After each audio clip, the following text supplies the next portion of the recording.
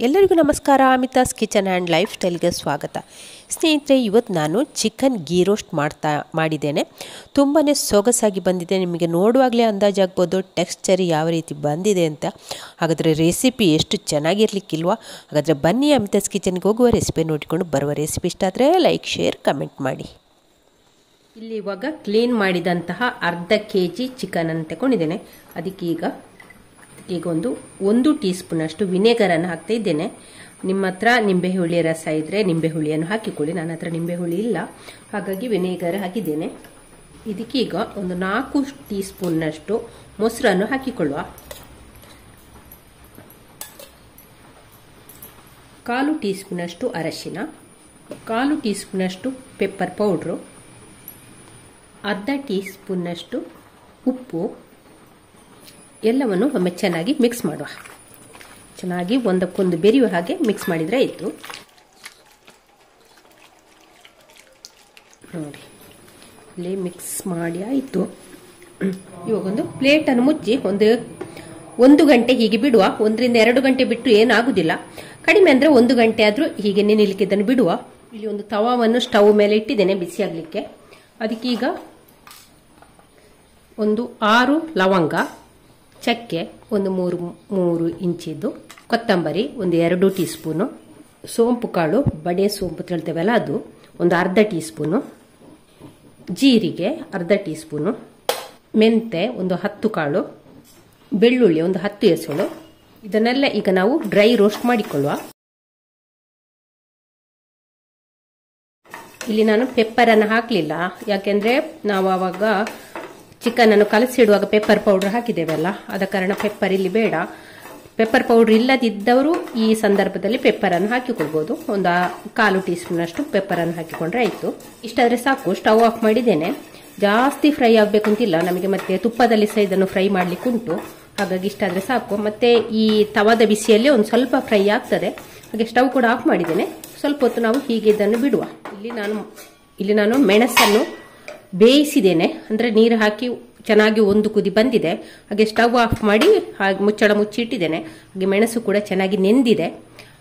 ಬಿಸಿನೀರಿಗೆ ಹಾಕಿದರೆ ಬೇಗ ನೆನೀತದೆ, ಇಲ್ಲದಿದ್ದರೆ ತಣ್ಣೀರಿಗೆ ಹಾಕಿ ಕೂಡ ಮಾಡಿಕೊಳ್ಬೋದು. ನಾನಿಲ್ಲಿ ಮೆಣಸನ್ನು ಬೇಯಿಸಿಕೊಂಡಿದ್ದೇನೆ. ಬೇಯಿಸುವ ಉದ್ದೇಶ ಅಂದರೆ ಕಲರ್ ಅಂತೂ ಸೂಪರ್ ಆದ ಕಲರ್ ಬರ್ತದೆ, ರೆಡ್ ಆಗಿ. ಹಾಗೆ ನಾನು ಮೆಣಸನ್ನು ಬೇಯಿಸಿಕೊಂಡೆ. ಇವಾಗ ಇಲ್ಲಿ ಮಿಕ್ಸರ್ ಜಾರಿಗೆ ಬೇಯಿಸಿದಂತೆ ಮೆಣಸನ್ನು ಹಾಕಿಕೊಂಡಿದ್ದೇನೆ.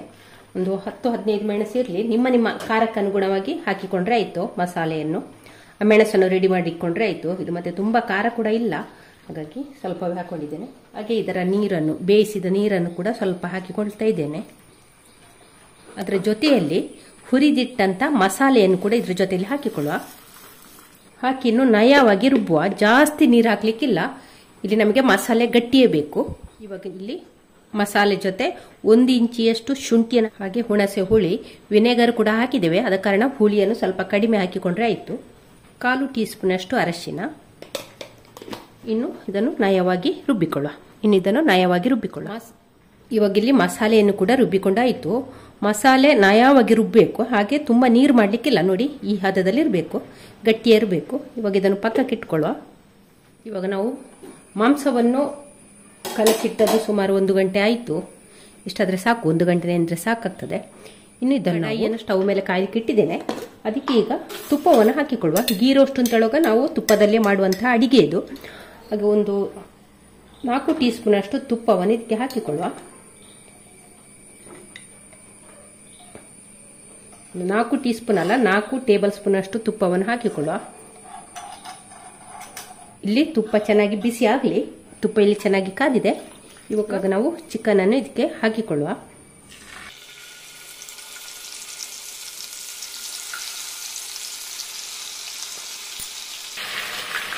ಬೆಂಕಿಯನ್ನು ಹೈಯಲ್ಲೇ ಇಟ್ಟುಕೊಂಡಿದ್ದೇನೆ.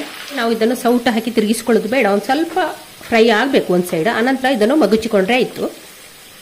ಇವಾಗ ಇದನ್ನೊಮ್ಮೆ ಅಡಿ ಮೇಲೆ ಮಾಡಿಕೊಳ್ಳುವ. ಬೆಂಕಿ ಹೈಯಲ್ಲೇ ಉಂಟು. ಇವಾಗ ನೋಡಿ, ಇಲ್ಲಿ ಫ್ರೈ ಆಯಿತು. ಅಂದರೆ ನಮಗಿದು ಜಾಸ್ತಿ ಪೂರ್ತಿ ಬೇಯಲಿಕ್ಕಿಲ್ಲ. ಒಂದು 80% ಫ್ರೈ ಆದರೆ ಸಾಕು, ಪೂರ್ತಿ ಫ್ರೈ ಆಗಲಿಕ್ಕಿಲ್ಲ. ಇವಾಗ ನಾವು ಇದರಿಂದ ತೆಗೆದು ಒಂದು ಪ್ಲೇಟಿಗೆ ಹಾಕಿಕೊಳ್ಳುವ.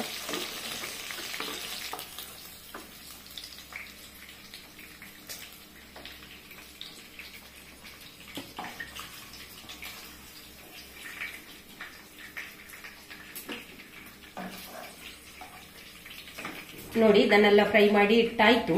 ಹೀಗೆ ಇವಾಗ ಇಲ್ಲಿ ನಮಗೆ ತುಪ್ಪ ಮಾತ್ರ ಉಳಿದಿದೆ. ಈಗ ರುಬ್ಬಿದಂತ ಮಸಾಲೆಯನ್ನು ಇದಕ್ಕೆ ಹಾಕಿಕೊಳ್ಳುವ.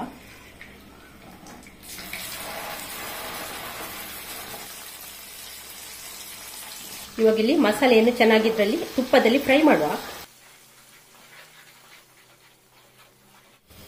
ನಾವು ಚಿಕನ್ ಬೇಯಿಸುವಾಗ ಕೂಡ ಉಪ್ಪು ಹಾಕಿಕೊಂಡಿದ್ದೇವೆ. ಹಾಗೆ ಈಗ ಮಸಾಲೆಗೆ ಒಂದು ಸ್ವಲ್ಪ ಉಪ್ಪನ್ನು ಹಾಕಿಕೊಳ್ಳುವ. ಹಾಕಿ ಒಮ್ಮೆ ಚೆನ್ನಾಗಿ ಫ್ರೈ ಮಾಡುವ.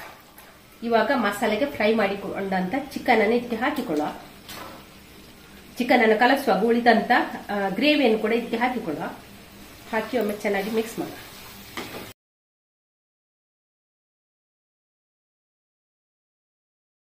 ಇವಾಗ ಇಲ್ಲಿ ಬೆಂಕಿಯನ್ನು ಮೀಡಿಯಂ ಫ್ಲೇಮ್ ಅಲ್ಲಿ ಇಟ್ಟು ಮುಚ್ಚಳ ಮುಚ್ಚಿ ನೋಡುವ. ನಮ್ಮ ಚಿಕನ್ ಗೀ ರೋಸ್ಟ್ ನೋಡಿ ಚೆನ್ನಾಗಿ ಬಂದಿದೆ.